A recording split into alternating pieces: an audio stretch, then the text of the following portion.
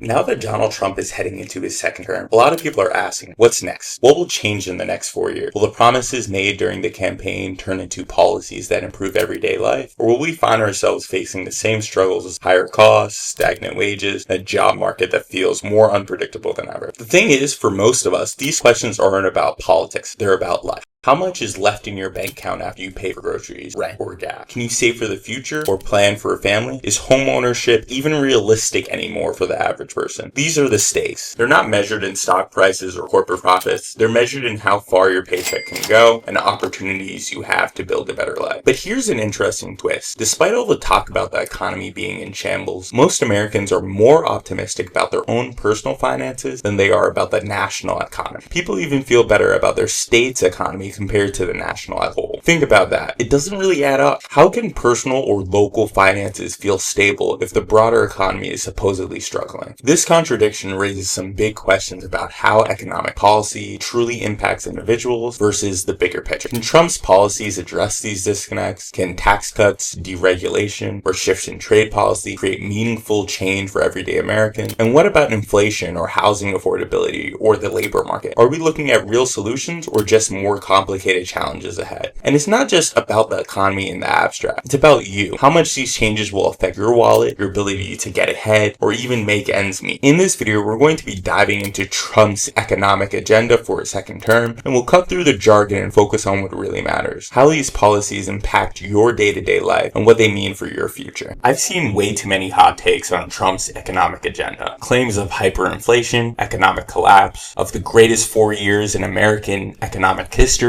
and the golden age of stocks in the economy. But here's the thing. While the president's policies can have a significant impact, it's rarely as extreme as either side makes it out to be. The reality is usually somewhere in the middle. And today we're going to explore that middle ground. We're focusing on 5 key areas where the president could actually impact your day-to-day life. Tariffs, regulations, taxes, immigration, and the national debt. No hyperbole or panic, just a clear look at what these policies can mean for your wallet and your future. Let's start with tariffs, which have been the cornerstone of Trump's trade strategy. On the campaign trail, Trump proposed a 60% tariff on Chinese goods and a 20% tariff on imports from the rest of the world. These numbers are eye-popping, and if enacted, they would mark the highest tariff since the infamous Smoot-Hawley Act of the 1930s. That legislation specifically is widely blamed for the deepening of the Great Depression. Here's why tariffs should matter to you. When tariffs are imposed, the cost of goods go up. That might sound like it only affects businesses, but it doesn't stop there. The higher costs get passed on to you, the consumer. Think about it. Everything from your Nike sneakers to produce like bananas for coming from other countries,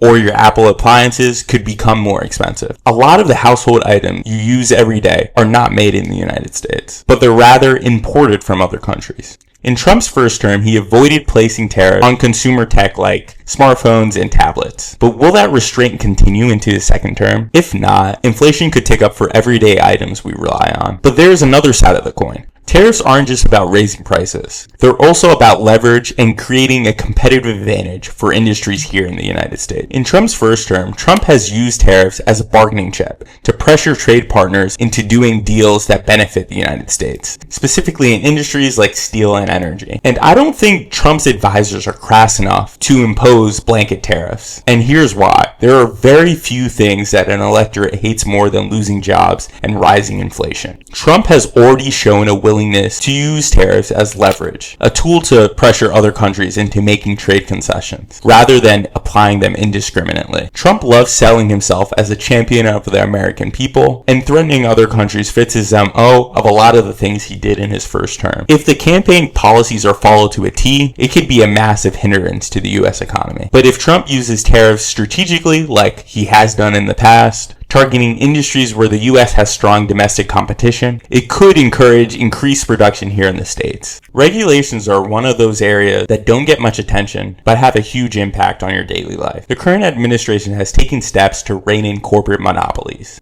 and it's made a difference for consumers. The Federal Trade Commission under Lina Khan has been blocking mergers and acquisitions that would have otherwise driven up prices for goods and services. For example, think about the way big tech operates. Companies like Amazon and Google dominate their market, and that consolidation makes it harder for smaller businesses to thrive and compete. It also gives these giants more control over pricing, which isn't great for consumers. Blocking or limiting these monopolies have kept markets more competitive and prices more reasonable. Trump has signaled a significant shift here. While members of his administration, Vice President J.D. Vance and Attorney General Pick Matt Gaetz, have said glowing things about Lina Khan and her attack on monopolies, Trump has signaled a significant shift here. While his administration will continue to target big tech, there's talk of loosening restrictions in other industries to encourage deal making. That can mean higher prices in sectors like healthcare and telecommunication. If Trump appoints an FTC chair who rolls back some of these efforts, we could see a return to higher prices and fewer options for consumers. This is a strong area where policy decisions significantly affect your wallet. So it's worth keeping an eye on who Trump appoints to lead regulatory agencies in a second term. Like, follow, and subscribe if you enjoy this content and you want to see more of this. I love making content tangential to money, as you could see in a lot of my other videos. And I wanted to thank all 100 of my subscribers so far as I continue on this content creation journey. Taxes are a big topic in any election, and Trump's second term is going to be no different. On the campaign trail, he promised to eliminate taxes on tips, overtime, and social security checks, and he championed the idea of expanding and extending the tax cuts he put in place in 2017, which are set to expire soon. Let's start on everyday impact. Eliminating taxes on tips, overtime, and social security could put more money in the wallet of people who fit that criteria, but these changes aren't guaranteed. They'll require congressional approval, which might be a tough sell considering the concerns about the deficit. Putting aside those long shot proposals, the bigger story here is the extension of the 2017 tax cuts. According to the Tax Foundation, these cuts primarily benefited high-income earners and corporations. Extending them would cost the government trillions in revenue, but could mean savings for the average American family, about $1,800 by 2026. Everyone loves a tax break, and that will be an uptick in the money back in your pocket for you to spend however you wish. But if you look a bit deeper, the richest 20% that my family belongs to will be the most positively impacted. So while everyone will see a small boost, the distribution of this impact is something to consider. Immigration is always a politically charged issue, and Trump's second term could bring some big changes. He's promised mass deportations of undocumented immigrants, which could have significant economic consequences. So let's break it down. Undocumented immigrants contribute over $9 billion annually in payroll taxes and make up a large portions of industries like agriculture and construction. Deporting millions of these workers would create labor shortages and driving up costs for food and housing. For example, in construction, undocumented workers account for 13% of the workforce. Removing them would exacerbate the already severe labor shortage, making homes even less affordable. Now let's address the bigger picture. Although I do believe that it would be an economic disaster if Trump deported all undocumented immigrants, I genuinely believe he won't do this because it would be extremely difficult and politically potentially disastrous. That would be a huge level of disruption in states that are flourishing right now, Texas and Florida. Why? Why won't he follow through? Because inflation, like I mentioned previously for tariffs, is one of the most disastrous outcomes for voters. Mass deportations would drive up prices for essentials like food and housing. Imagine going to a grocery store and paying significantly more for produce like apples and potatoes, or trying to build a home in an already unaffordable housing market that just goes up in price because the labor has increased their prices as well. These are issues that could potentially alienate Trump's base and hurt him politically. Even a partial deportation effort, let's say 25%, would have a noticeable impact. Productivity would decrease, and consumers would feel the effect through high prices. US-born work would either refuse to take on roles or demand much higher wages than their undocumented counterparts, which would further exacerbate inflationary pressures. That's why I think Trump is likely to draw a line. I expect we'll see high-profile deportations with cameras and crews, and stricter border controls, but not the sweeping actions he's threatened. This approach would allow him to seem tougher on immigration without causing widespread economic harm. I also want to briefly touch on something Trump has mentioned during his campaign, the H-1B visa situation. He believes that if someone gets a degree in this country, they should be able to stay here without jumping through hoops. That sounds like a great policy to organically increase immigration of the high demand, high skilled workers that often leave this country after going through a cumbersome process of H-1B visa and having to get a job to sponsor their roles here. This type of immigration would be a significant counter to the undocumented immigration deportation. So I definitely have to give Trump kudos for sharing a policy like this, because I think that would be great for our economy writ large.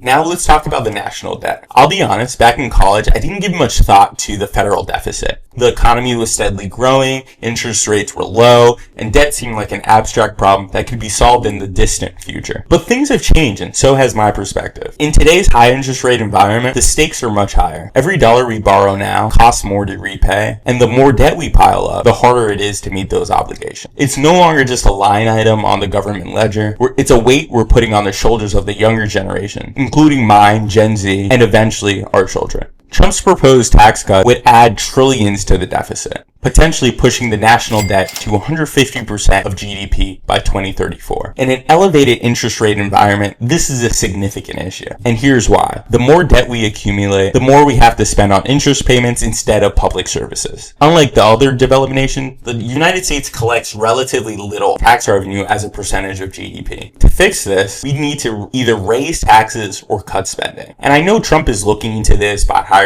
Elon and Vivek Ramaswamy to lead the Department of Government Efficiency. But cutting spending is easier said than done. 3/4 of the federal budget goes towards healthcare, Social Security, and defense. Eliminating every other department, like the Department of Education, like Trump has mentioned during his campaign, wouldn't make a significant dent. Only about 9% of the budget goes to those agencies.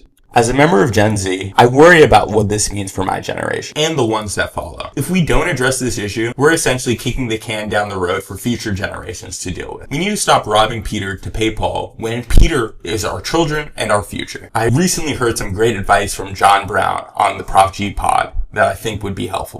This has been a very atypical election year. I really think that we're just in an era where smart people are going to stop worrying about all the headlines every day and all the outrage. If that's how you plan to spend the next 4 years, I just would say, just maybe rethink it. Spend the next 4 years, put your head down, make fucking money, focus on how you can improve your own life. The wealthier you are, the more opportunity you will have to do something about it. If that's what you're about, my advice is arm yourself with money. It is the only way to make change. You don't have to like that what I'm saying is true. You just have to accept it because everyone else has.